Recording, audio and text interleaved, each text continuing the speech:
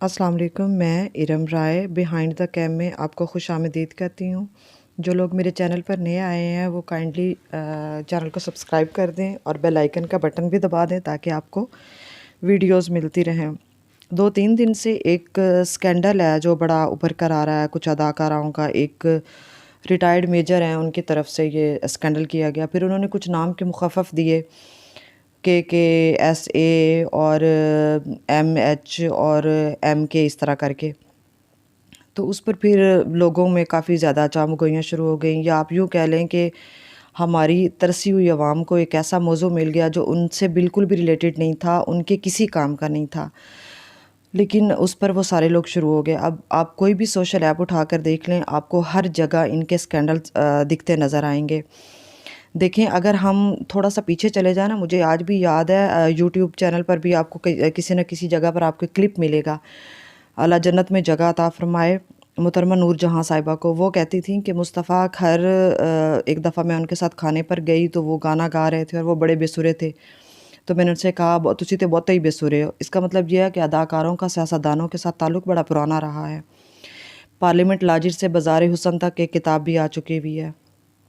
आप लोगों ने तारा सैयद का घर कैसे बर्बाद हुआ वो भी सब लोग जानते हैं।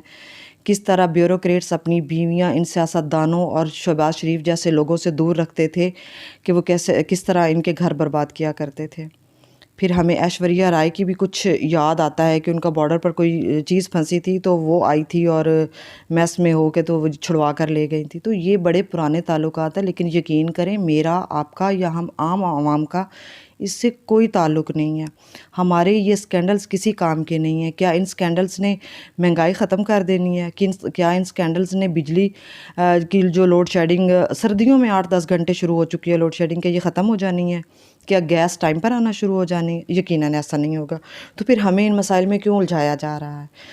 ताकि हम इन मसाइल पर तवज्जो ही ना दें।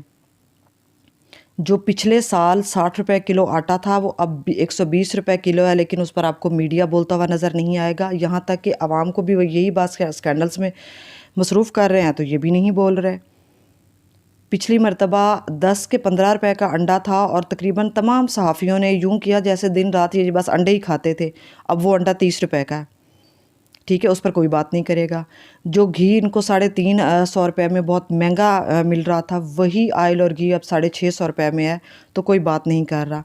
असल मसला ये है कि असल मसाइल से तवज्जो हटाने के लिए इस तरह के स्कैंडल जो है वो सामने लाए जाते हैं, ये लोगों को किया जाता है, लेकिन इसका फ़ायदा आम आवाम को नहीं होना।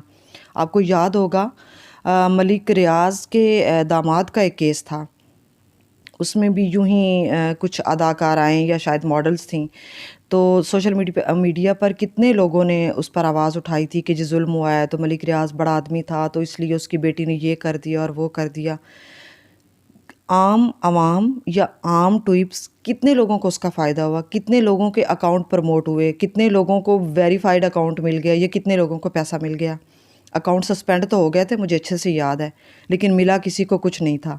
हाँ, लेकिन उस अदाकारा की चांदी ज़रूर हो गई थी, क्योंकि उसको दुबई में अपार्टमेंट भी मिल गया था और उसको करोड़ों रुपए भी मिल गए थे। वो तो अगली शिफ्ट हो गई। आप लोगों को खाते में क्या आया? यही हालात वो रैम्बो और वो उस वाला किस्सा आप देख लें। भई, इन स्कैंडल्स के साथ आवाम का बराह रास्त कोई ताल्लुक़ नहीं है। आप लोग इस पर तवज्जो देना छोड़ दें। ये इन बड़े लोगों के करतूत हैं, ये हमेशा ऐसे ही रहेंगे। आप लोगों ने इनके साथ रिश्तेदारी नहीं करनी, हम लोगों ने इनके साथ रिश्तेदारी नहीं करनी। हमें जवाब अपने वोटों का चाहिए कि जी हमने वोट देकर आपको मुंतखब करके असम्बलियों में भेजा था, तो आप वहाँ जाकर अब हमें स्कैंडल्स ना सुनाएँ, स्कैंडल्स ना दिखाएँ। इनके साथ हमारा कोई ताल्लुक़ नहीं है।